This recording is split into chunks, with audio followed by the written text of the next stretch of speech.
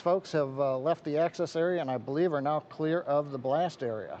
So we'll have two major events coming up on Dragon.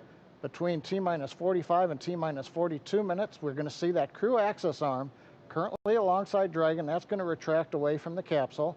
And then we'll follow that pretty much immediately by arming of the Dragon launch escape system. That needs to be armed prior to loading propellant onto the Falcon 9. We're launching out of historic pad 39A from the Eastern Range. The range is green and go to support launch, not only here, also the worldwide network of ground stations and the on-orbit tracking and data relay satellites are ready to support Dragon as it heads to orbit. And the good news, weather continues to be acceptable, both at ground level and the upper altitude. Dragon SpaceX, we are cycling the orbit tank isolation valves to equalize pressure. Lanzamiento en 1 hora y 2 minutos. With the call out from core. They're cycling the valves to equalize pressure. Now, as a reminder, we have an instantaneous launch window today at 27 minutes, 17 seconds after the hour. So once we get into propellant loading, there's no opportunity to change the T0. Once we get into propellant loading, and actually right now, we're committed. We can't slow down or add some more margin time. We've got to finish up the last 62 minutes. But the good news, Jesse, just inside T-minus 62 minutes, we are go for launch. Combustible. Great to hear, John. Sounds like everything is going back to normal, is that right? We've got an extensive history now of flying Falcon 9 from the Florida coast, and earlier this year we completed a test run of the mission that we're just an hour away from beginning here today. And the purpose of that mission was to demonstrate Dragon's capability to safely and reliably fly humans to and from the International Space Station. The success of Demo 2 was a truly exciting moment and paved the way for today's mission. And Dragon SpaceX valve cycling is complete. Dragon copy. And good words from core to the crew. But that mission paved the way for where we are today, sending this full crew for a long duration expedition aboard the International Space Station. Dragon and Falcon 9 together have years of operational experience, or what we refer to as flight heritage. As Leah mentioned earlier, SpaceX has successfully completed 23 flights of Dragon to and from orbit since 2010, including 22 trips to the International Space Station. Not only have we conducted thousands of hours of testing, we've also enhanced and added a number of safety features to Dragon. Much of what was learned with Cargo Dragon was leveraged in the design of this vehicle. It's fully autonomous, which means it can basically fly itself, but also features full manual override capabilities in case of emergency.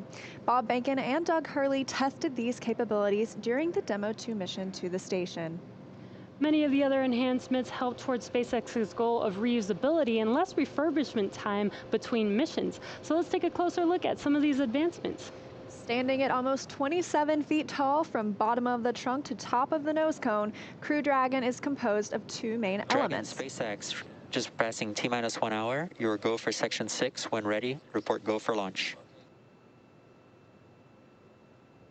Dragon copy, section 6 is in work. T-minus 1 hour, we're getting there. But the capsule that the crew is flying on today is designed to hold crew and pressurized cargo, and it also has an unpressurized section known as the trunk. The nose cone at the top of the capsule protects the docking system and also the guidance navigation control system, or what we call GNC. The nose cone opens for docking and remains attached to the Crew Dragon spacecraft, unlike the previous version of Dragon, and that helps towards our reusability efforts.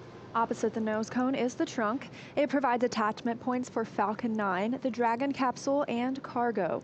On the outside, one half of the trunk contains a radiator that rejects heat from the active thermal control system to space using SpaceX's new Pica tiling technology. The other half contains solar cells used to charge the spacecraft's batteries. The spacecraft is designed to accommodate up to 7 crew members with modular seats that can be removed and replaced by additional cargo. And SpaceX, this is Dragon Resilience for 6.4 of 4.100 launch prep. Dragon is go for launch. Copy, go for launch. Yeah, we're looking good on weather, and you can expect the next call to be the C brief at T-minus 45. And very exciting. Dragon copies all. Very exciting. We just got confirmation that Dragon is go for launch. The next call coming up will be from the launch director. So exciting that we are on target for T0 today. Back to what we were talking about, the seats are made of carbon fiber and will be custom sized for any crew members flying on board. That control panel is centered between the pilot and the commander seats. You can see it a little bit here on the right side of your screen. That consists of 3 touchscreen displays, allowing the crew to operate the vehicle and fly it manually. And finally, our Super Draco launch escape system is a key safety feature of Crew Dragon, giving the crew the ability to safely escape from the time of launch all the way to orbit. We are now T-minus 57 minutes from launch. This day is the beginning of regular crew flights to the space station from U.S. soil, NASA having certified SpaceX for these missions after the successful Demo 2 flight test, which launched in May and splashed down safely in August. Today's mission will be Crew Dragon's second mission with astronauts aboard, and its first long-duration mission to the International Space Station. It's been an awesome countdown so far. Weather is still looking good. We just on countdown. The technical team has been pulled and is ready to proceed into the propellant load. Thank you.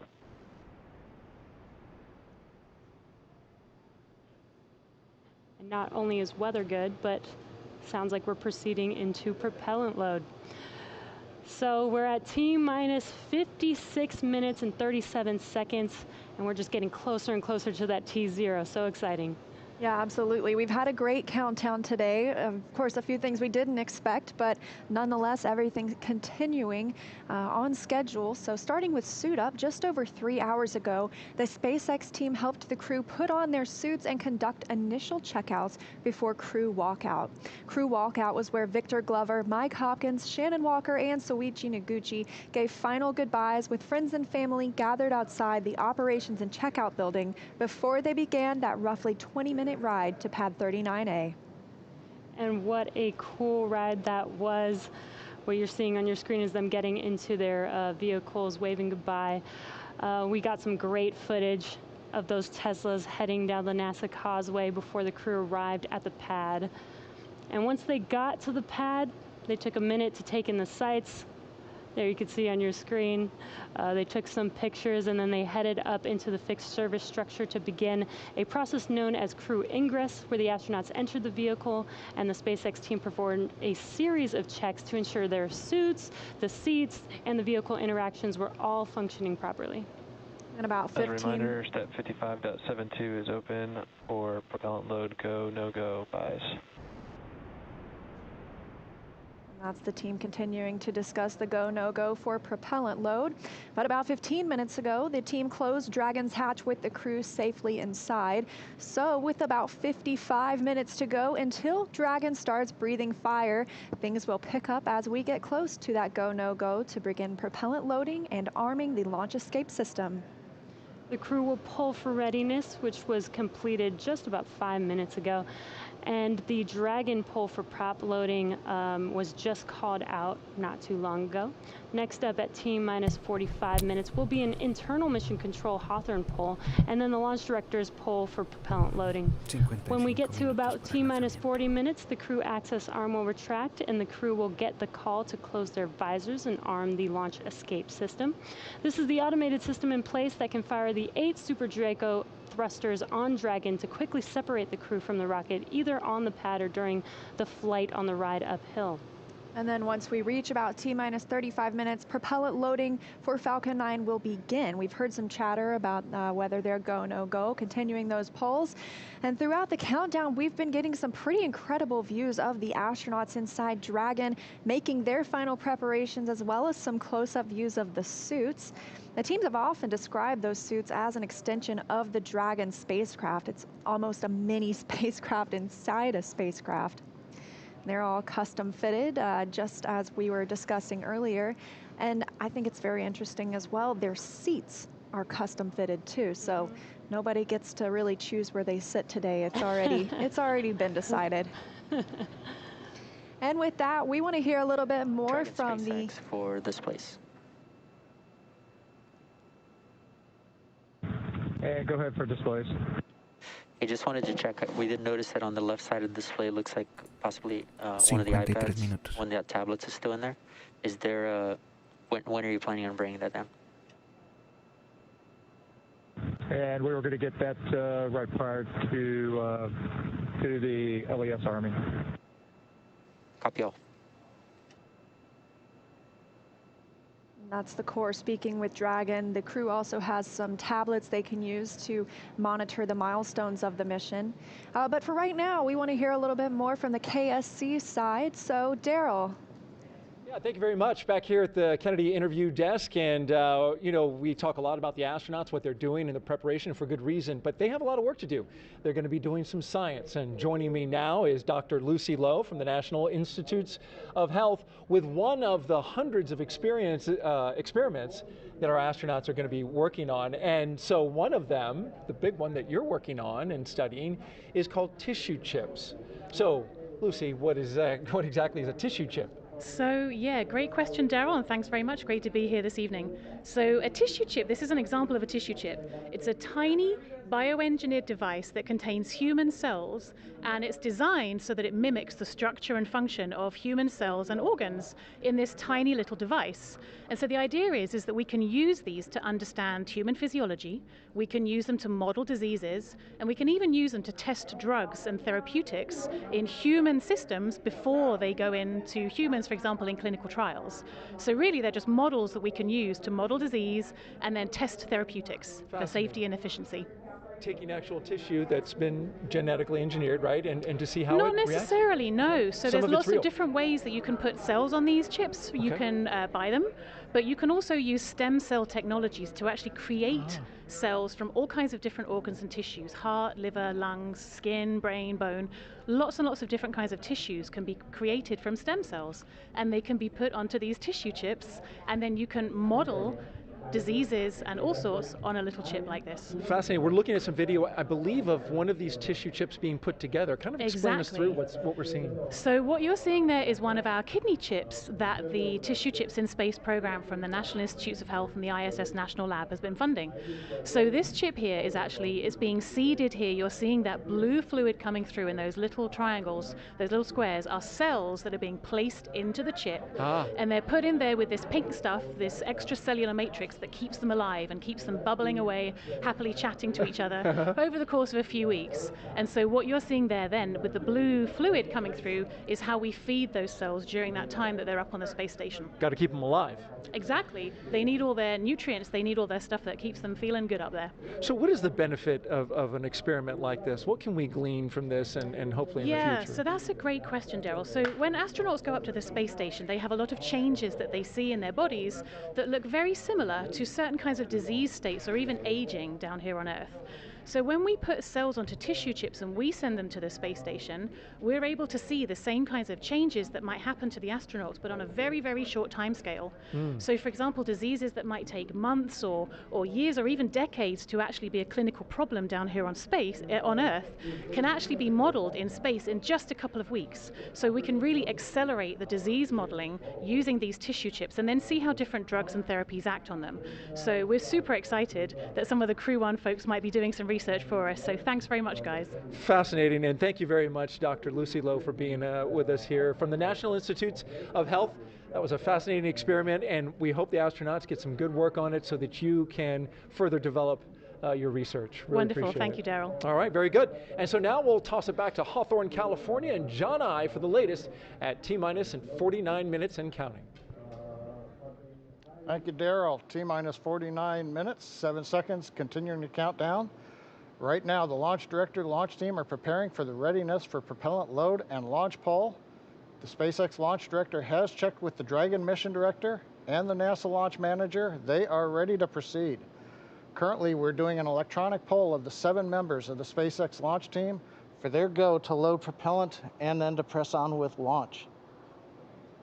Now, the Falcon launch crew is located in Firing Room 4 in the Launch Control Center, adjacent to the historic Vehicle Assembly Building on Kennedy Space Center.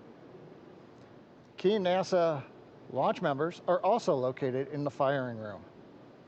Now, what we're waiting for right now is we expected about T-minus 47 minutes to hear the results of the poll. While we're waiting to hear that, a couple other status items.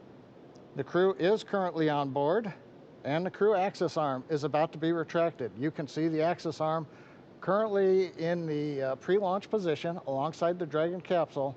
We'll rotate that out of the way, then we'll arm the launch escape system on Dragon before we go into loading propellant on the Falcon 9. We're launching out of pad 39A, heading northeast out of the eastern range. The range continues to be go for launch. They're monitoring clearance area around the launch pad as well as the air and sea space around the flight corridor. Now the good news on the weather front, we have been given a new probability of violation of only 20%, or as the optimist would say, 80% chance of good weather.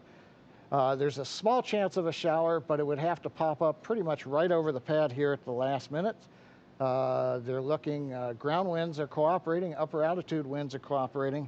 So the weather officer gave us some good news about 10 minutes ago as we got inside of T-minus 1 hour.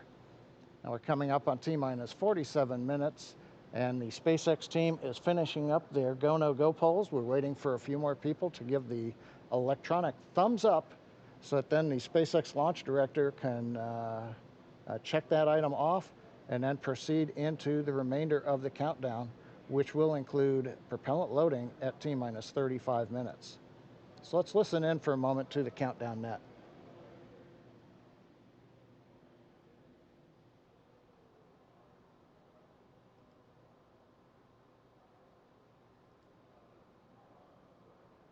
Dragon SpaceX for arm timeline.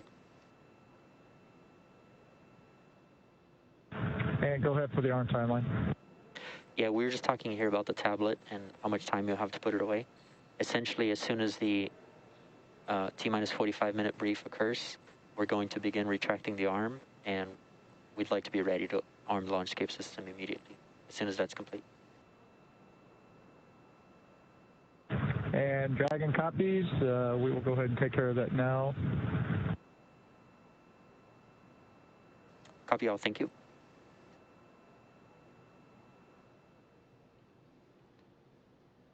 Heard a little bit of dialogue there between Core and the Dragon crew looking at a computer notebook that they're getting ready to put away, letting the crew know what the timeline would be once we finish the go, no go poll and we give the instructions to the launch team at T-minus 45. Then we'll proceed into retract of the access arm. You can see it's currently alongside of Dragon, and then we'll go into arming of the escape system, pardon me, years of previous experience. And then finally, we will get into propellant loading.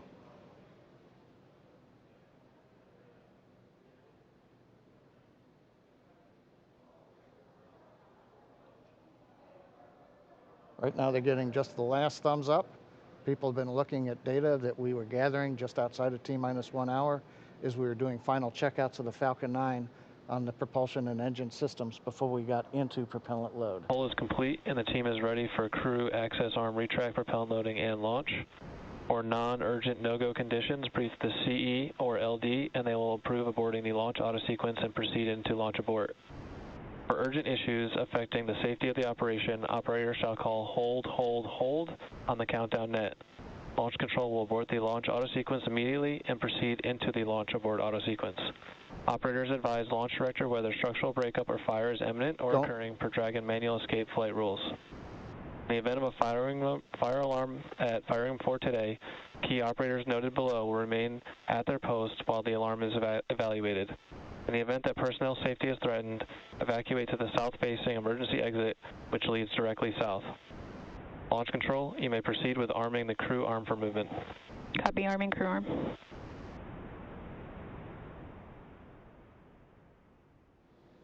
And there you've heard it, just inside 44 minutes, the SpaceX launch director has announced polls are complete. We're go to head into propellant load. The Dragon team is going to begin retract of the crew access arm.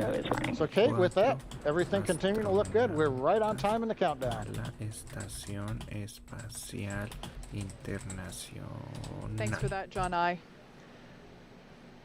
And it looks like the crew access arm has already begun to retract away. Just a beautiful sight. So this is one of the last major visual milestones that we have before launch. So the crew access arm Now moving away, and we are T-minus 43 minutes and 15 seconds from launch. We're standing by as we wait for completion of the crew access retract. Shortly thereafter, we should hear the call out that the launch escape system is armed. And after that, we will hear that F9 prop loading has begun. And now, earlier this evening, we saw NASA astronauts Victor Glover, Mike Hopkins, Shannon Walker, and JAXA astronaut Soichi Noguchi suit up. That was about 3 hours ago. They made the drive out to Launch Complex 39A. Ingressed Crew Dragon about 2 hours ago, and the spacecraft hatch was closed a second time after and then they had a successful leak check. And again, we've just seen the crew access arm retract, and what we heard a few moments ago was that once this process is complete, they are going to go ahead and arm the launch escape system immediately. So we're going to wait to hear the call out that the crew access arm retraction is complete, and then we'll explain a little bit more about this launch escape system, what it is, why it's armed at this point, and why it's so significant.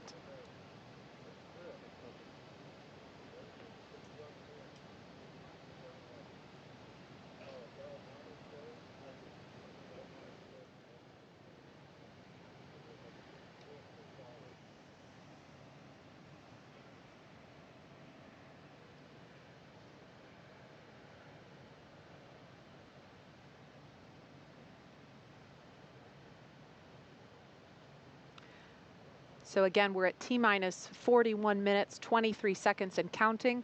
We've just watched the crew access arm retract. That is the suspended walkway that attaches the rotating service structure to Fixed service structure. the fixed service structure, excuse me, I'm talking shuttle speak, to the Crew Dragon capsule. So we watched the arm retract away. So now we see Crew Dragon. Crew arm stow is complete. And we heard confirmation that crew arm movement Dragon, is complete. SpaceX, with that call, you are go for Section 7, close visors and arm launch escape system. Okay, Dragon copies, moving to Section 7. So there, confirmation from Core telling crew that they are allowed to move on. You hear us mention move on to Section 6, Section 7. That's simply making sure that everyone's on the same page in terms of which procedure we are now working toward. So that was just the Core, who is the person that is essentially the single voice communicating to the crew inside. Dragon, visors are closed. We are arming the launch escape system. Copy. And there we heard Commander Mike Hopkins. Thank you. Commander Mike Hopkins informed that they are now closing their visors and now commanding the launch escape system to be armed. Now the launch escape system is basically the crew's path to safety in the event of an anomaly, quite simply.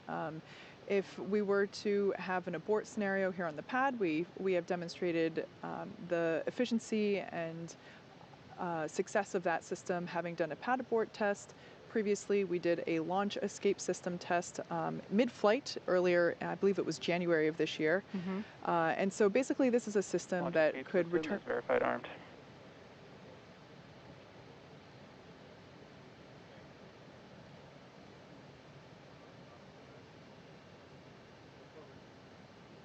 I only caught the tail end of that, but it sounded like the launch escape system is armed. So now the launch escape system is armed. Essentially, this is the system that all the way from now on the pad until they are in orbit, the crew would be able to escape safely in the event of an anomaly. That's why it is so important that we check the weather all around the world, really. It's not just the weather here at the Cape that we're looking at in order to determine if we're go or no go. It is the weather along that entire escape corridor. Right.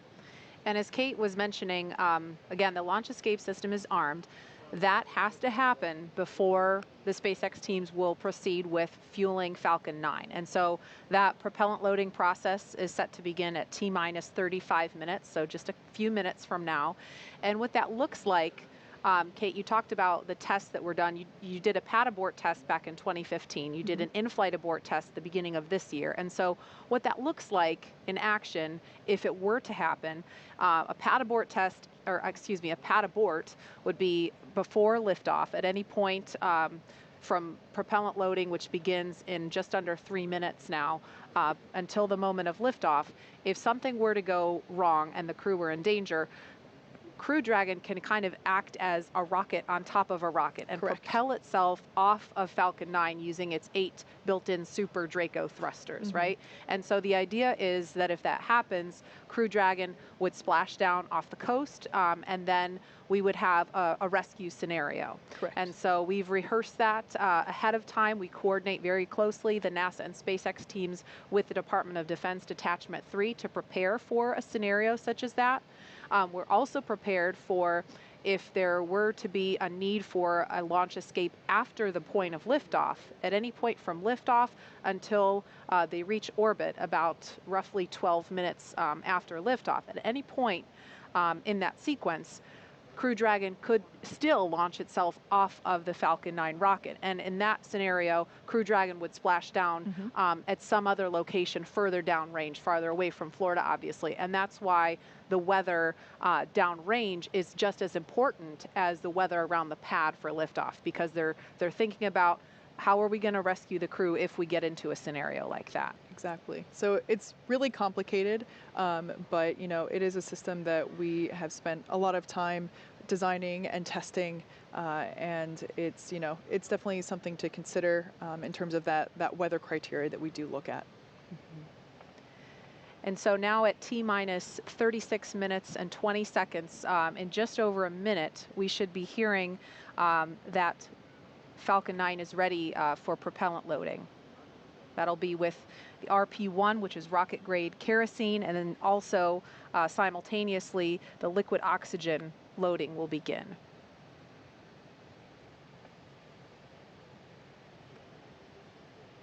Once we begin loading that liquid oxygen, we'll see plumes of what will appear to be white smoke. It's actually the liquid oxygen vaporizing, turning from liquid form into gas form around the rocket itself in the rather humid Florida air. And Nicole, I know, you know, we're just about 30 seconds from fueling, but from your perspective, you know, obviously this launch escape capability is not something that the space shuttle had. So from an astronaut's perspective, what's your take on having the ability to abort from the pad or in flight? Yeah, I mean, it's awesome. It's what we need to be doing with our spacecraft, and I think anytime you can better ensure the survival of your crew in any situation during, you know, launch and on the way to space, that's what we need to be doing. Launch auto sequence has started. Propellant load has started.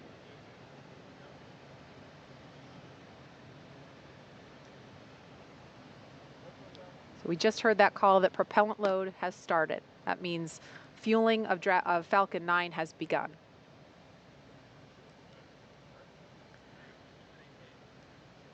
Okay, so we are now at T-minus 34 minutes, 34 seconds and counting. Fueling of Falcon 9 is underway. The launch escape system is armed. And again, today is the first in a series of 6-month missions for NASA's Commercial Crew program. And the Dragon capsule was loaded with propellants about a week and a half ago, just a few miles down the road from us.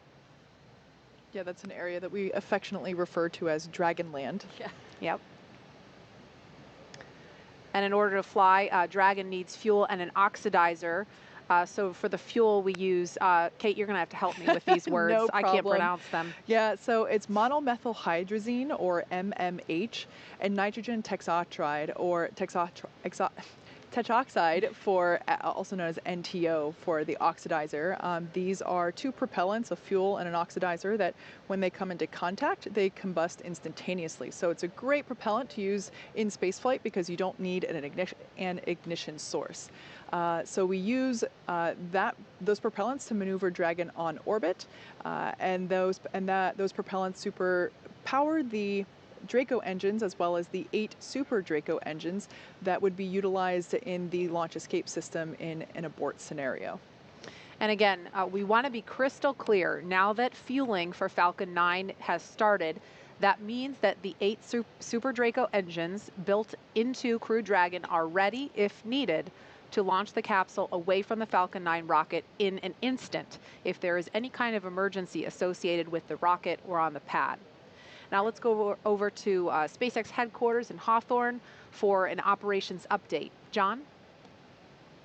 Well, we are counting down those final minutes, and everything is still looking good for Falcon 9 and Dragon for an on-time launch just under 33 minutes from now. As you heard, Falcon 9 began propellant loading right on time at T-minus 35 minutes. Now, the propellants that feed the Merlin engines that power Falcon 9 are 2 liquids. One liquid is the fuel, the other is an oxidizer. And that fuel is a refined form of kerosene, also referred to as RP1. Now, our oxidizer is densified liquid oxygen, also called LOX. Densified means it is kept much colder than typical for launch vehicles, and it takes up less volume.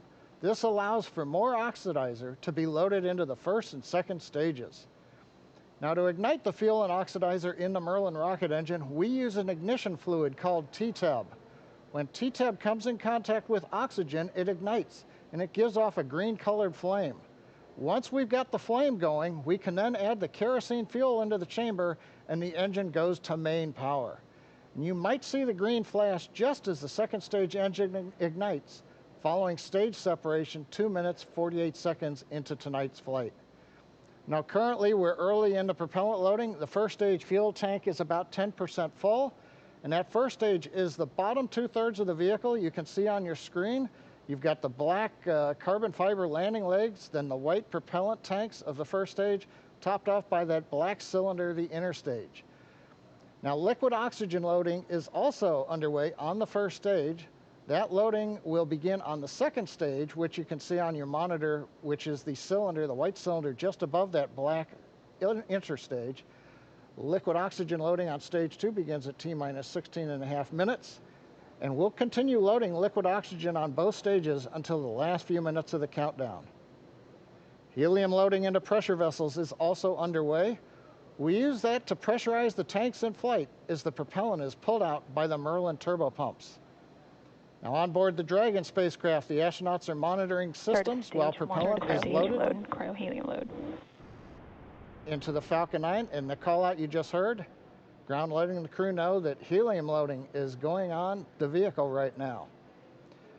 So as I mentioned, the astronauts are listening to this right now. As part of their training in the simulator, we also can give them the playback of sounds that we've recorded in Dragon capsule during recent flights. Plus, they also had a discussion with Bob and Doug after their flight, who related what their flight experience was like earlier this year. Now, out on the Eastern Range, we continue to hear they're green, ready to go. There are no problems, and they are go for launch. And finally, the weather, as I mentioned a little while ago, it's actually improved during the day. We're down to 20% probability of violation. The biggest thing we're watching is just in case in these last half hour, if a rain shower might spring up within a mile or 2 of the launch pad. But currently, the rain looks like it's holding off. The upper altitude winds are good, and the ground winds are very light. Now, as a reminder, today we have an instantaneous launch time. So at this point, if we hear a hold for any reason, we'll have to stand down and target our backup launch opportunity just under 3 days from now. But let's turn it over to Jesse and Leah for an overview of events after liftoff. Thanks, John.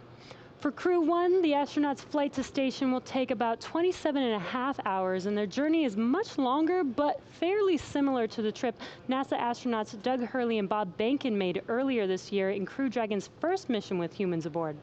As we await T0 in just about 29 minutes, the ground operations teams are doing a series of system checks to make sure both Dragon and Falcon 9 are ready for launch. You're looking at a live view of our teams at the Cape as they prepare for liftoff. Now, as we wait for the launch clock to hit 0, we wanted to give you an overview of what the ascent portion of the mission will look like. Once we hit T0 and a successful launch occurs, we will watch Falcon 9 and Dragon lift off from historic launch pad 39A and make their ascent. At about 50 seconds into flight, Falcon's 9 engines will throttle down to help pass through the period of maximum dynamic pressure on the rocket, or what we typically refer to as max Q. It's worth noting that once we hit max Q, the vehicle will be going supersonic. Once we are through the period of maximum dynamic pressure, we can throttle up our Merlin engines again. And from there, at about 2.5 minutes into flight, we have a series of 3 events that will happen in rapid succession.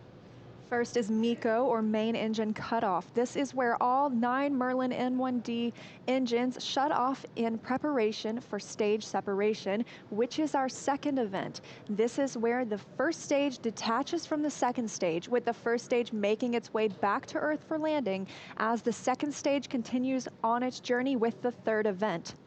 SES, or second stage engine start 1, is where the MVAC engine lights up and propels the second stage along with our Crew 1 astronauts to orbit. As Stage 2 heads towards its targeted drop-off orbit, Stage 1 will execute 2 burns in order to make its way back to Earth. The first is the entry burn, where 3 of the M1D engines will reignite and then shut down. This helps to slow the stage down in preparation for entry back into the Earth's atmosphere. While the first stage is heading back to Earth, the second stage will cut off its 1 Merlin engine that was ignited right after stage separation. Once this happens, we will wait for confirmation of a good orbital insertion. And about 90 seconds after Dragon gets into orbit, Falcon 9 will land back on Earth. The landing burn, which is a single engine burn, will bring the vehicle's speed down rapidly in order to land on the drone ship about 9.5 minutes into the mission. While Falcon 9 first stage is landing, Dragon is preparing to separate from the second stage. At about 3 minutes after the second stage gets into orbit, we should have a great view of Dragon with its 4-person crew drifting away from the second stage. Once Dragon is a short distance away, it will begin checking out its Draco maneuvering thrusters to make sure Dragon continues to increase separation distance from the second stage. It's worth noting that these are not the Super Draco engines that would be used during an abort scenario. And about 40 seconds after separation, Dragon's nose cone deploy sequence will begin. It will take roughly 4 minutes for the nose cone hooks to unlatch and open, exposing its guidance navigation controls, or GNC, that will help Dragon autonomously fly to the space station. And lastly, once the nose cone is deployed, the remaining Draco thrusters on the forward bulkhead will be checked. From there, over the next 27.5 hours, Dragon will begin its approach phase, undergoing a number of phasing burns as it makes its way to station. All of that will be coming up soon. Stage 2 cryo-helium load. And confirmation, Stage 2 cryo-helium being loaded now. But for now, let's check back in with Marie at Kennedy Space Center. Marie? All right, thank you, Leah. If you're just joining us, we are now at T-minus 25 minutes, 5 seconds and counting from the second astronaut launch from U.S. soil this year, and the first with 4 astronauts aboard Crew Dragon. We want to go over to NASA's Garvey McIntosh. She is standing by in Japan to speak live with the president of JAXA. Garvey, are you with us? Yes, I am. Thank you, Marie. Hello, I'm here in Tokyo, Japan. This is Garvey McIntosh, and I'm going to interview JAXA President, Dr. Hiroshi Yamakawa. Dr. Yamakawa, konnichiwa. Konnichiwa. Could you tell us about the partnership between JAXA and NASA? Oh, thank you very much for your question. The US and Japan have built a close relationship in the aerospace field for more than 50 years. And NASA and JAXA have been collaborating in many fields, including earth science, space exploration, human space activities, and aeronautics. Astronaut Noguchi participates in the Crew 1 mission as the first foreign astronaut on board a US commercial spacecraft. This shows a trust relationship between the two countries. We recognize that this mission is an important milestone toward future international space exploration, and we will firmly support him from the ground. Thank you very much. Could you tell us a little bit more about today's mission and what the mission represents for Noguchi-san? Well, as the first Japanese astronaut on board 3 different spacecraft, Space Shuttle, Soyuz, and Crew Dragon, I'm sure he will play an outstanding role based on past experiences. Experiments on the ISS are expected to contribute to the advancement of people's lives on Earth. Protein crystal growth experiments in microgravity environment may lead to the development of new medicine. Japanese private companies are also getting to use the experiment module Kibo for the initiatives. We expect that we'll the utilization of Kibo. Thank you. Thank you. And last question, looking a little bit towards the future, I know recently Japan, along with 7 other countries, including the United States, recently signed the Artemis Accords. Can you tell us a little bit more about the Artemis Accords and what that means for future space exploration? Well, last month in October, the Japanese government signed the Artemis Accords, representing the strong partnership as one of the first countries to join in the future international space exploration. Well, I think Japan has expertise in human and robotic space technologies accumulated through our experiences, TV, and Hayabusa 2. And we continue to move forward with technical considerations with NASA and other international partners. In addition to the field of human spaceflight, we will continue and deepen our cooperation with NASA and our international partners in order to explore the new era of space and contribution to our society on Earth. Thank you very much. Well, thank you very much. Arigatou gozaimashita. Thank you for your time this morning, and I'll pass it back to you, Tahira. Thank you, in fact. All right, so we just took a look at numbers across all of our social channels, and there are over 500,000 people tuning into this broadcast right now. And the hashtag LaunchAmerica is trending at number 20 on Twitter, last time we checked. And Marie, Kate, Nicole, I've got some great photos rolling in, and I have a few that I just have to share right now. So take a look at this first one. We've got this little explorer asking if there's room for one more on the mission. Aww. I love it. I know. Let's go to the next one. We've seen so many cute space pups today, and this corgi and its little NASA onesie is just the icing on the cake.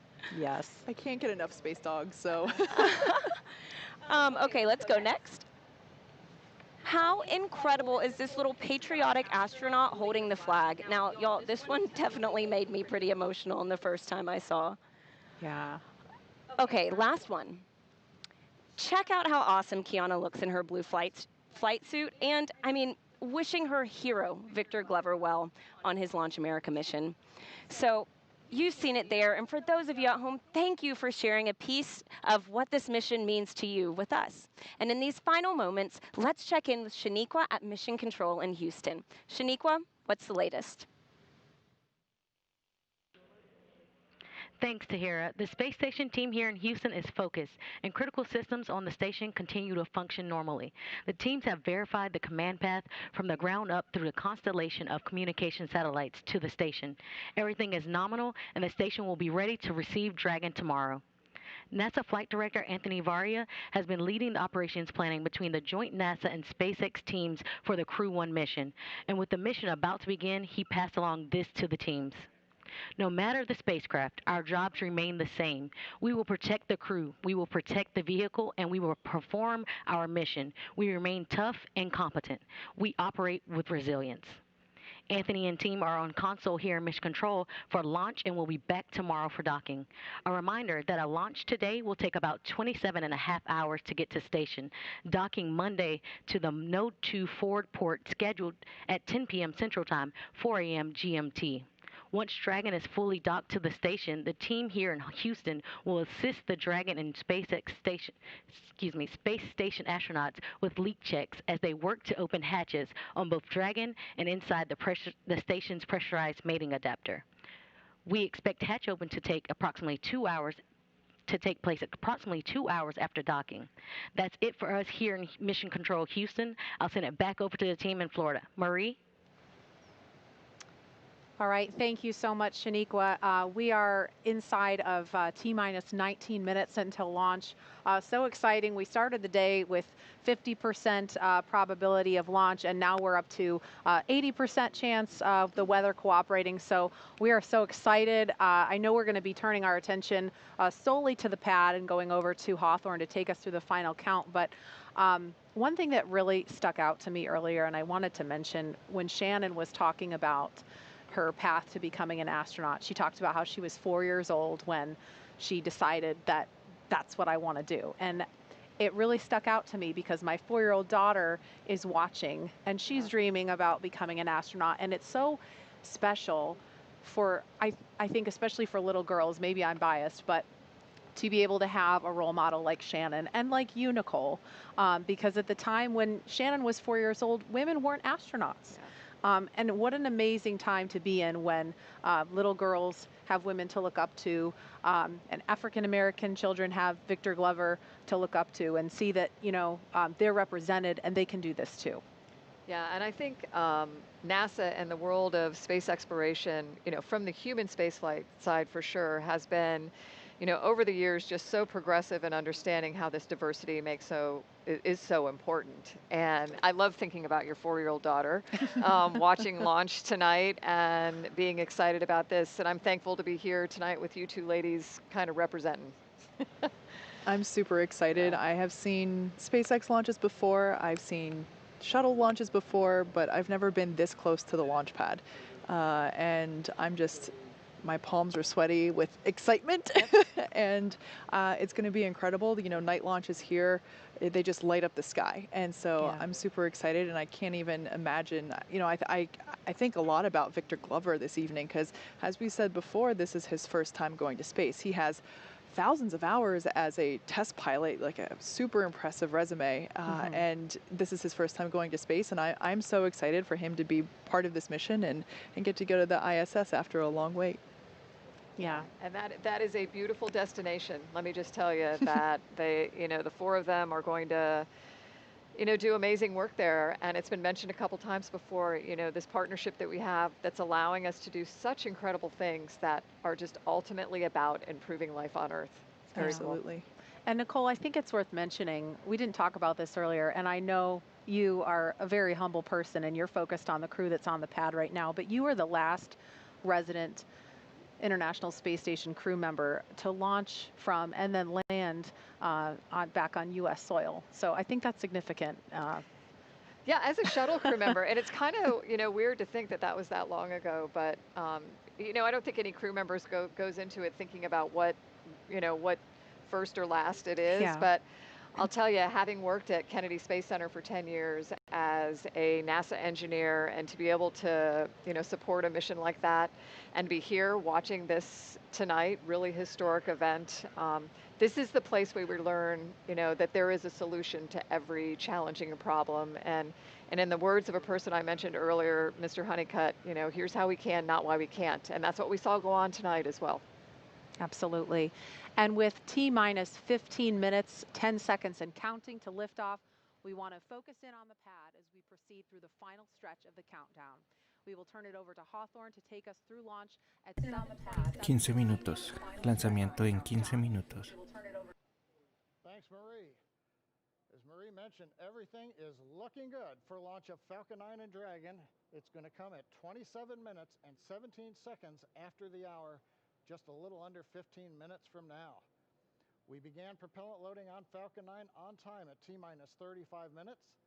You may have heard earlier the call out, the fuel is completely loaded on the second stage, so the RP1 kerosene fuel is complete. We also got the start right on time 2 minutes ago of liquid oxygen loading onto the second stage.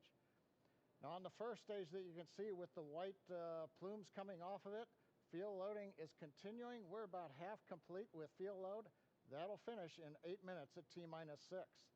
Now densified oxygen, the liquid oxygen, continues to load on the first stage. That'll come down and finish about T-minus 3 minutes. And then, as I mentioned, the second stage has just begun liquid oxygen loading just 2.5 minutes ago. That will continue all the way down to T-minus 2 minutes. Now currently, Eastern range is go, Everything continues to look good. And the weather, as we said, has continued to cooperate. You can talk about it, you can't do much about it, but tonight it looks like all conditions are good on the weather. And finally, Dragon. The Dragon mission director and team, they are reporting no issues. They've completed the communication checkouts earlier in the countdown. You can see the crew access arm is retracted away. What you have left now is just the strong back alongside of Dragon you can see on your monitors. We have armed the launch escape system. The crew is strapped in and they are ready to go. Their next major event's coming up at T-minus 10 minutes. They're going to get final instructions relayed to them.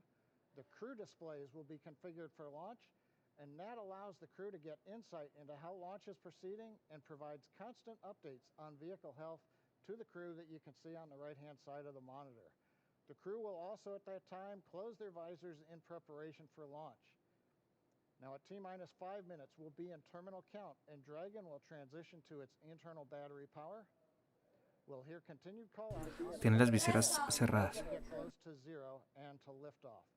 But right now, 12.5 minutes to go, everything looking good. Leah and I will be commenting, but we're going to let you listen into a lot of the discussion and just... Todo está perfecto.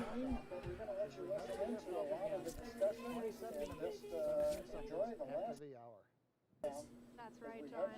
So exciting. Only 12 minutes, 13 seconds until liftoff now. And just some things that you can look for, especially upon ascent. You'll be hearing some performance calls as we get into the final countdown and then after liftoff. These are SpaceX flight controllers. They're reporting the trajectory, the speed, the booster performance, and some of the key milestones for Falcon 9 and Crew Dragon on the way uphill. It's about a 9-minute ride to orbit, and a few minutes after that is when we'll see Crew Dragon separate from the second stage and begin flying free on its own. Some of those other calls you'll hear upon liftoff are number and letter combinations. These mark different abort zones throughout the flight. The first two are 1A and 1B. This signifies they're in the first stage, and that will last until they're up to the very north of North Carolina. The next are 2A through 2E or 2 Echo. Those will come into play once the second stage kicks in. That lasts from the top of North Carolina all the way to the tip of Newfoundland in the northern Atlantic. There's also a spot we want to avoid in the northern Atlantic, and so you might hear the call Shannon or forward to Shannon. Of course, that's not to be confused with our crew member Shannon Walker today, but that actually refers to Shannon, Ireland. It means they would target off the coast of Ireland if they were later in that second stage and needed to abort. But that next call out we're listening for to the crew should come up at T-minus 10 minutes that the crew displays. Those 3 panels in front of our astronauts will be configured for launch. Now just 10 minutes and 35 seconds to go until liftoff.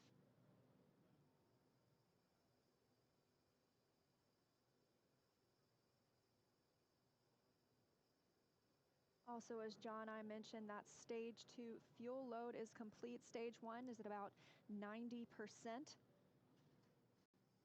Liquid oxygen load on the second stage is about 40%, and on the first stage, about 85%.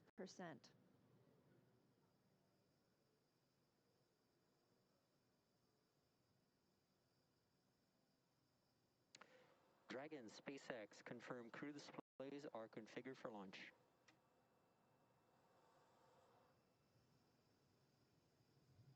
And SpaceX, this is Dragon. Displays are configured for launch. Copy, Resilience. We're honored to have you as our crew as we begin operational missions to the ISS. Have an amazing trip and know that we are all for one. Thanks, Jay. And to all the people at NASA and SpaceX, by working together through these difficult times, you've inspired the nation, the world, and in no small part, the name of this incredible vehicle, Resilience. And now it's time for us to do our part, Crew One for All. Copy all. Thanks, Hopper. Ah, están los 4 al frente. was the 1, voice 2, of 3, Commander 4. Mike Hopkins confirming those crew displays are configured. And that T-minus 10 minutes was another check for the Falcon 9 launch commit criteria. It was checked by some computers. It was the last check of a wide variety of the Falcon system data to make sure we are go. From here on, we continue to count down until T-minus 7 minutes when the pre-valves open. 8 minutos, 8 minutos 35 segundos. T-minus 8 minutes, 30 seconds and counting. As Leah mentioned, the next major event at T-minus 7 minutes, we will open the pre-valves. Currently, the Merlin engines on the first stage are isolated by valves that are between the propellant tanks and with the Merlin engines. We'll open the pre-valves. That'll allow us to begin passing a small amount of liquid oxygen to the inlet of the turbo pumps. That'll chill them down to get them ready for when we bring the pumps up to full speed at T-minus 2 seconds. We want to make sure that the pumps are chilled so that there's not any opportunity for the liquid oxygen to possibly get in contact with a warm pump and turn into gas, something you want to avoid on a turbo pump. 7 minutes and 40 seconds now to lift off. We're still watching those fuel levels tick up, and in the first stage, we're almost at 100% of that densified kerosene. As we mentioned, second stage is full. First stage fueling should be complete for that RP1 at about T-minus 6 minutes.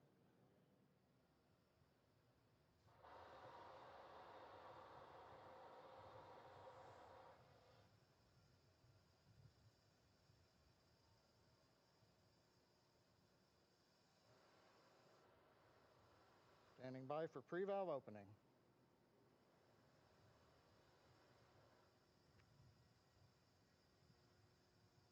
Stage 1 engine chill has started. And there's the call out. Stage 1 engine chill has started. Indicates that we are opening the pre-valves. Liquid oxygen now beginning to flow slowly through the turbo pumps on the Merlin 1D first stage engines. Next call out should be in about 30 seconds from now. We'll be looking for stage 1 RP load complete. That's the densified kerosene, that fuel on the first stage, already full on the second stage, and we'll still be loading liquid oxygen up until about 2 minutes prior to liftoff on the second stage. Todavía se está cargando el oxígeno líquido. Standing by for that fuel call. En la primera etapa. Stage 1 fuel load is complete. Okay, right on time, and a great view of Dragon sitting on top of the Falcon 9 as we're continuing to load liquid oxygen onto both the first and second stages. The RP1 kerosene fuel is now completely loaded on both stage 1 and stage 2. All continues to go well, just under 6 minutes to launch. Todo el queroseno lleno, falta el oxígeno líquido. In about 30 seconds, we'll enter terminal 5 count. minutos. Dragon's onboard computers will take control of the vehicle. Both fuel on first and second stage is complete, and liquid oxygen loading continues with the second stage at about 80%, first stage at 95%. Something else you might notice is water rushing the pad Combustible shortly completamente before lleno. liftoff. That's to suppress the sound and keep any sound from imparting a load on Crew Dragon as it prepares to lift off.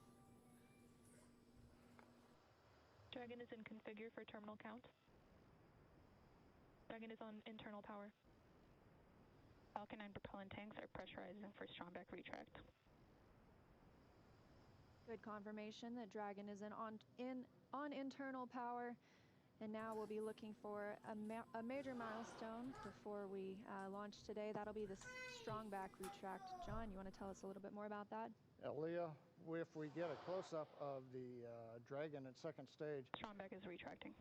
We've heard the call out, strung back retracting. That's a two-step sequence. First, there are clamp arms around the very top of the second stage. You can see one of them just above the gaseous oxygen vapors coming out of the second stage. Those arms will Se está open up, retrayendo el and then brazo. just inside of T-minus 4 minutes, once the arms are released, we'll begin to retract the strong back alongside the vehicle. It'll move back 2 degrees 4 in minutos. position, and by about T-minus 3.5 minutes, we ought to be finished with that. The strong back will retract to 45 degrees away from the rocket once we hit T0 as part of the liftoff sequence.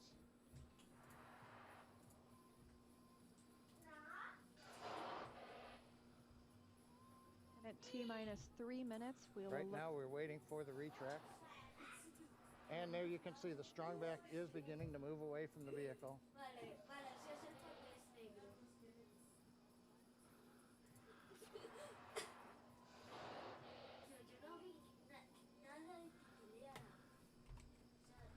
Looks like we are just about into the required pre-launch position, just a couple degrees away from the Falcon 9 and the Dragon capsule.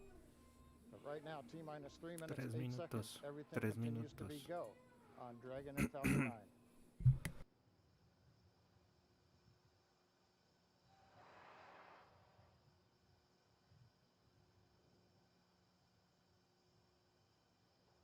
currently standing. Dragon is in terminal count. Conteo final. Dragon is in terminal count, and we are standing by to hear that stage 1 liquid oxygen loading is complete. Stage 2 Stage 1 LOX load is complete. And there we have it, and stage 2 should finish shortly after at about 2 minutes prior to liftoff.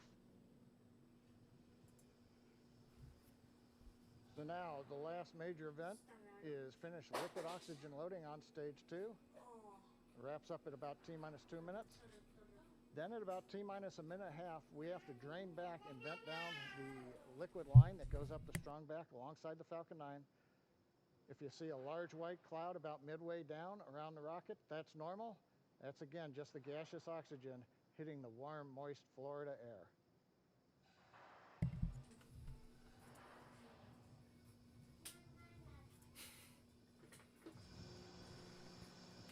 De menos un minuto.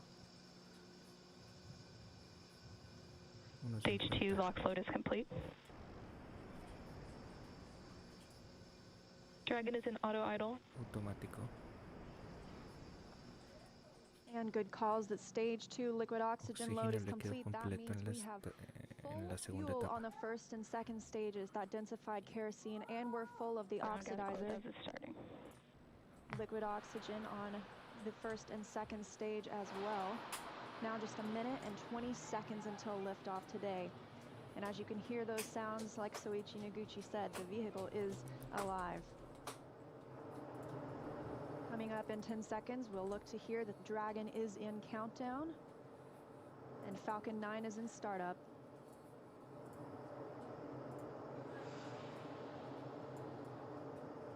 Dragon is in countdown. FTS is armed. Falcon 9 is in startup and is now controlling. 50 seconds now until liftoff. That FTS you heard is flight termination. SpaceX, go for launch. SpaceX, this is Resilience. Roger, go. Go for launch, and at 37 seconds, the International Space Station flying over Kennedy Space Center.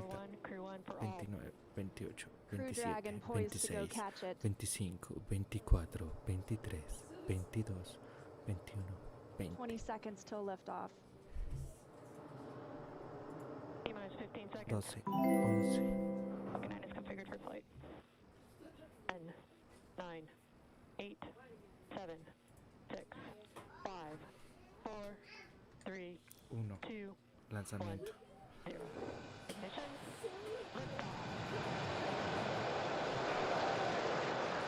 And resilience rises. Not even gravity contains humanity when we explore as one for all. Astronautas. Rumbo a la estación internacional. M1E propulsion is nominal. That's the word we want to hear. Stage 1 propulsion is nominal.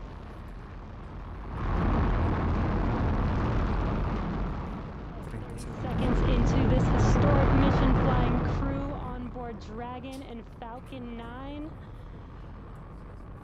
Stage 1 is preparing to throttle down. kilómetros. This is in preparation for max Q, which is maximum aerodynamic pressure. Stage 1, throttle down. There's that call out for throttle down. Power and telemetry continue to be nominal for the vehicle, now traveling at 262 meters per second. Falcon 9 is supersonic. There's that call out. The Falcon 9 is supersonic, and we will be passing through max Q here shortly, the largest structural load during ascent. Max Q. There's that call out.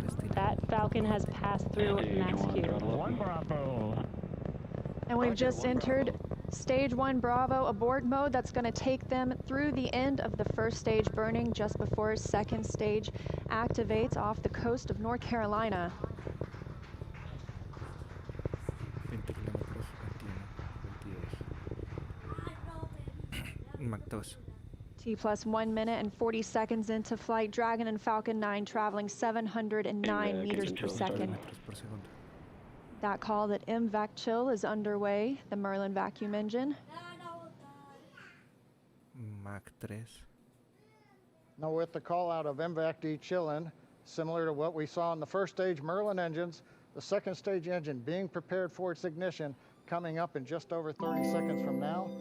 We're a half a minute away from 3 quick events in rapid succession.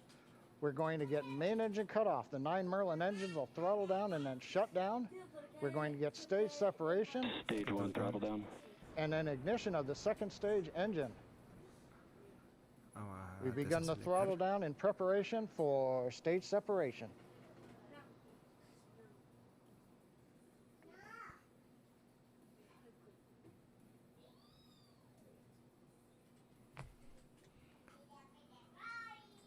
And we have 2 Alpha. Stage separation confirmed.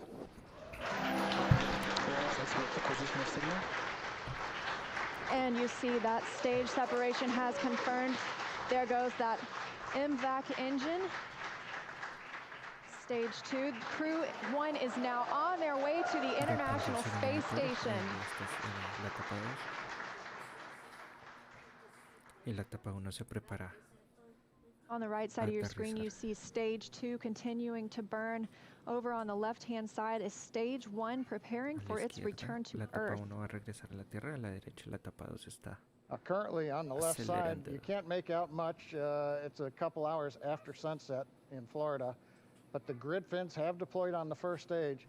The first stage is now unpowered, but with the velocity it had, it continues to coast up to an apogee before it begins to descend back into Earth's atmosphere. Now, as we watch, maybe we'll see the lights of Florida or the eastern seaboard in the background, but otherwise there's not going to be much to see. On the right-hand side, Dragon, SpaceX, trajectory nominal. You can hear the call out.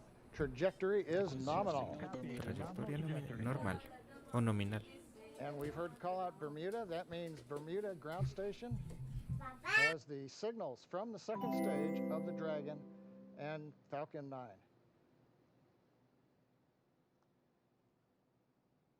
We're still continuing as Stage 2 burns to listen for those abort zones. We are now in 2A through 2E to Echo, taking us up over the northern Atlantic.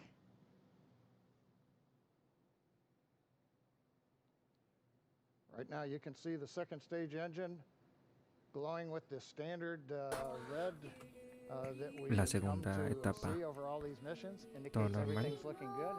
9,000 kilómetros por hora. The engine continues to run at 220,000 pounds of thrust in the vacuum of outer space. Dragon, SpaceX, trajectory nominal.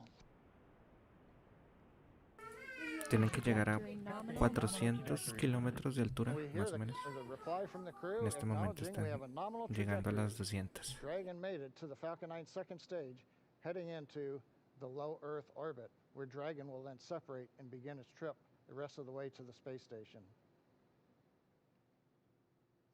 We'll be looking for SECO, second stage engine cutoff, coming up at 8 minutes and 48 seconds after launch today, so about 3.5 minutes from now. 3 minutos más Dragon de and Falcon 9, second encendido el stage, motor. currently flying 2,979 Al T meters más per 0,8, second. 30 segundos. Now, currently, the first stage has begun its descent. It is through apogee. It's beginning to come back down. where it, coming up in another couple of minutes, we will have the entry burn, where we begin to slow down the first stage. SpaceX trajectory nominal. Todo normal, todo normal. Another call out, another nominal trajectory, just what we love to hear. That voice you're hearing on board Dragon, that's Commander Mike Hopkins speaking for our 4-person crew as they continue their journey now 6 minutes and 12 seconds after liftoff. Trajectory still nominal. And Leah, you can see on the indicator altitude, 201 kilometers. We're now beginning to essentially level out and pick up velocity to get us into low Earth orbit.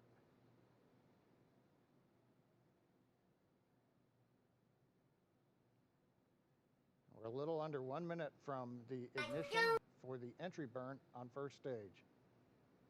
And we're about 2 minutes away. Dragon SpaceX trajectory nominal. Copy, nominal trajectory. Great news, now 7 minutes after launch. Second stage engine continues to burn, everything looking good. And we'll see that continue to burn for another 1 minute and about 38 seconds. Un minuto más. Right now on stage 2, the crew's getting about a little more than 2.5 G's of acceleration. First stage preparing to ignite for the entry burn. Stage 2 FTS is saved.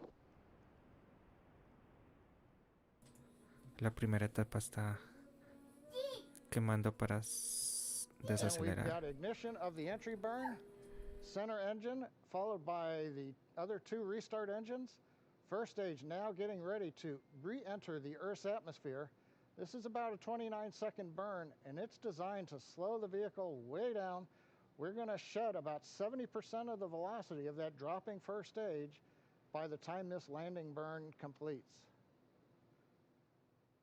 I should say by the time the entry burn completes. 70% de la velocidad se pierde en la primera ignición de los cohetes de la primera etapa. Second stage, getting close to getting into orbit.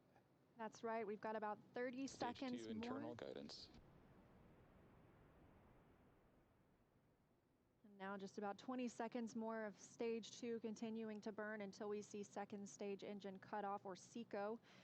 We'll coast for a few minutes afterward to allow the rates in motion to... And there's that call for Shannon. That's Shannon, Ireland, an abort zone, but it looks like we continue smoothly to orbit today. 26,000 kilómetros.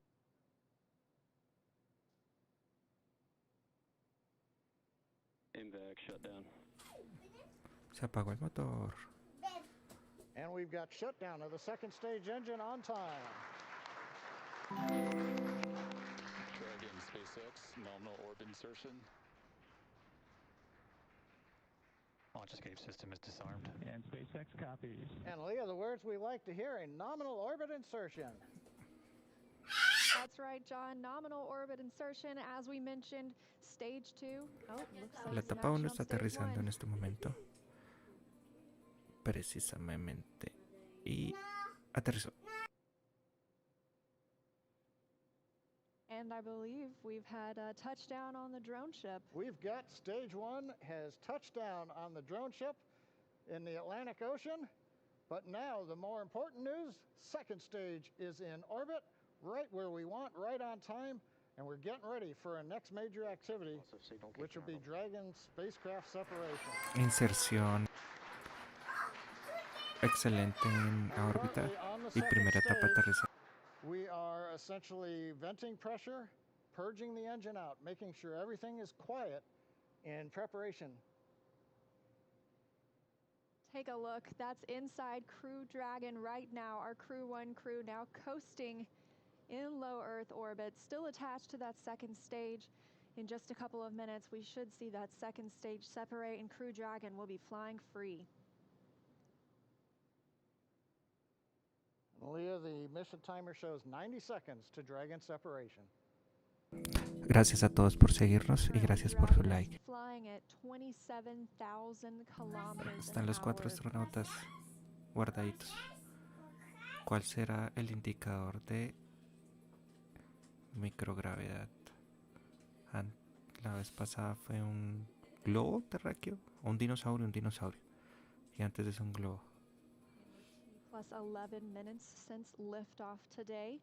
Waiting on that second stage separation, but as you can see, our astronauts from left to right, Shannon Walker, Victor Glover, Mike Hopkins, and Soichi Noguchi, now on their way to the International Space Station. First trip to space for Victor Glover. Acquisition of signal in Newfoundland. And that call out, acquisition of signal in Newfoundland. That means the Newfoundland ground station is now receiving telemetry from Dragon. This view inside Mission Control Hawthorne. Teams continuing to monitor the vehicle, now traveling at almost 27,000 kilometers an hour.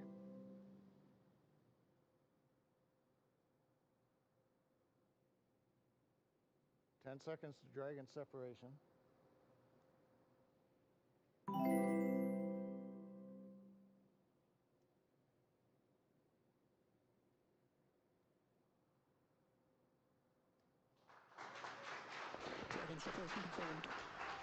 And Separación confirmada. You can see that second stage departing. Crew Dragon leaving it behind. Separation confirmed. Now 12 minutes, 25 seconds into today's flight. Our next thing we'll be looking for is nose cone deploy. Our hooks will start to open on the nose cone and reveal those forward thrusters underneath.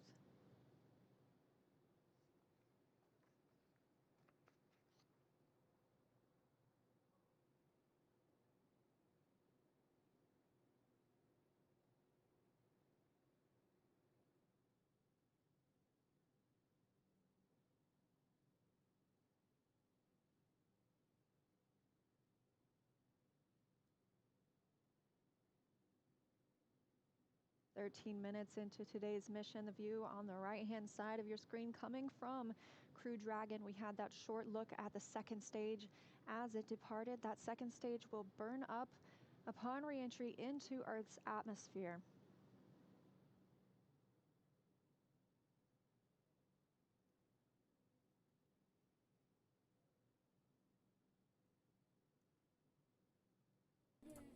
A la derecha la imagen de Dragon SpaceX. Crew Dragon. We see nominal service section Draco checkouts and the humidifier activation.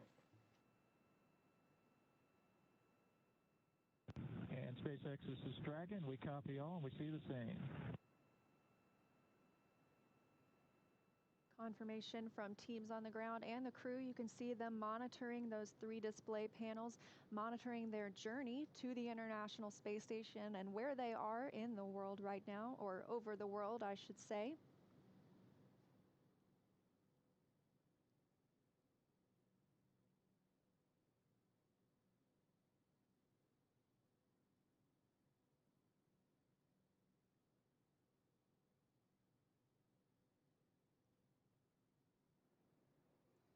Well, we're in 14 minutes, 25 seconds since it was a great liftoff.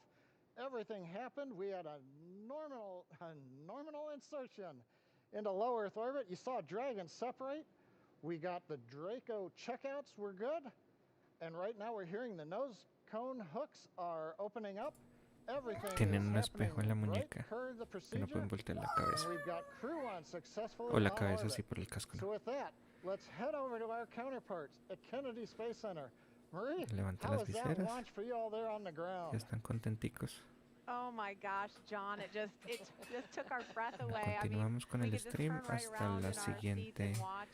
We got up, away from the siguiente desk parte. to get a better look, and then we actually could see the booster coming back down. Yeah, that was outstanding. Outstanding. And I don't even know what to say. High five. We're like high-fiving through the shield Yeah, here. high five. My husband texted me a picture of my daughter watching liftoff. It was just, I'm emotional. Just, Yeah. seeing that, and we went on the first attempt. How often does that happen in human space flight? As it should. I'm very happy. You know, it has been a long day, but just to be able to stand there and actually feel the rocket pounding the air around you was just. It was just incredible. And then looking at the light too long, I couldn't see the MVAC ignition. So I still have spots in my eyes. And then the views inside the capsule too, with the 4 of them, you know, looking kind of mellow, but you could see Victor's kind of letting his arms do a little bit of the floaty thing. I bet he cannot wait to get out of his seat. Well, he's going to get a chance to here shortly. So he's officially on his way on his first space flight. So Incredible. Victor, Mike, Shannon, and Soichi are now on course to arrive at the International Space Station just tomorrow, Monday, November 16th, around 11 p.m. Eastern Time. And we're going to stay live on air for continuous live coverage along their entire ride to station. Though our coverage here at Kennedy Space Center will conclude, we're going to turn it over to the teams in Hawthorne and Houston to take us through the next phases of the Crew 1 mission, all the way through hatch opening and a welcome ceremony for the crew. Now, for those of you watching online via YouTube, take a look at the description below the video. There you'll find the new link for our Crew 1 rendezvous phase, and we'll be continuing live coverage at that new location shortly. But if you're watching on NASA TV, like my parents, you won't notice a thing, and your coverage will continue. That's right. And as you follow along, we also invite you to tune into a post-launch news conference at 9 o'clock p.m. Eastern Time, right here on NASA TV, where NASA and SpaceX will take questions live. And in addition to NASA TV, of course, you can always follow along on Twitter at @NASA and nasa.gov for continuous mission updates. We thank you all so much for watching. To all of our commentators, Nicole, special thanks to you My for being here. pleasure, ladies. Let's do it again. Oh, please, yes. Well, we'd love to have you back. Here now are some highlights from the incredible journey that's just begun. Here's our first live look inside the suit-up room. Crew Dragon Commander Mike Hopkins was born in Lebanon, Missouri. Pilot Victor Glover is a native of Pomona, California. And mission specialist Shannon Walker is from Houston, Texas. Mission specialist Soichi Noguchi is from Kanagawa, Japan. And here they come, walking down the hall. Everyone's looking quite peppy there. Yeah, so cool. They're looking for people. They're looking for the people that have helped them all along the way, too, and wanting to make eye contact. Here they come, the Crew 1 astronauts now beginning their journey to the launch pad ahead of this historic mission to the International Space Station. This is Core on countdown 1 for timeline. The crew is departing for the pad on schedule. This is chase car, so you can be along with the crew every step of the way. It's kind of like the pre-flight, right? The walk around your vehicle before you get in and fly. I love this shot. Yeah. You know, when this was being designed, it was definitely a forward-thinking design. And you can see on your screen the crew beginning